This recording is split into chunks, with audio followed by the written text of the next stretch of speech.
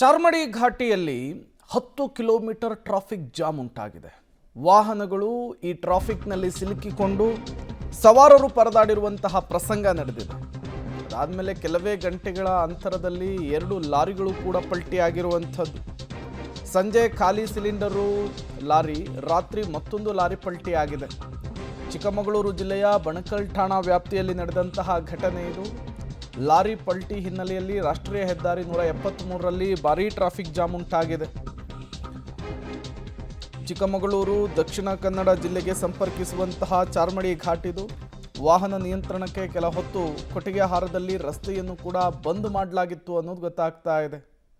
ಯಾವಾಗಲೂ ಕೂಡ heavy ವೆಹಿಕಲ್ಗಳ moving ಈ ರಸ್ತೆಯಲ್ಲಿರುತ್ತೆ. ಯೂಶಲಿ ಮಳೆಗಾಲದ ಸಂದರ್ಭದಲ್ಲಿ ಈ ರೀತಿ ಸಮಸ್ಯೆಗಳನ್ನು ನಾವು ನೋಡ್ತಾ ಇದ್ವಿ. ಅಲ್ಲಲ್ಲಿ ಗುಡ್ಡ ಕುಸಿತದಿಂದ ರಸ್ತೆಗೆ ಮಣ್ಣು ಬರ್ತಿತ್ತು, ವಾಹನಗಳು ನಿಂತಲ್ಲಿಯೇ ಸ್ಟ್ರಕ್ ಆಗ್ತಾ ಇದ್ವು. ಈಗ 2 ಲಾರಿಗಳು ಪಲ್ಟಿ ಆದಂತಹ ಘಟನೆ, ಅದರ ಪರಿಣಾಮ ಕಿಲೋಮೀಟರ್ ಗಟ್ಟಲೆ ಟ್ರಾಫಿಕ್ ಜಾಮ್ ಉಂಟಾಗಿದೆ.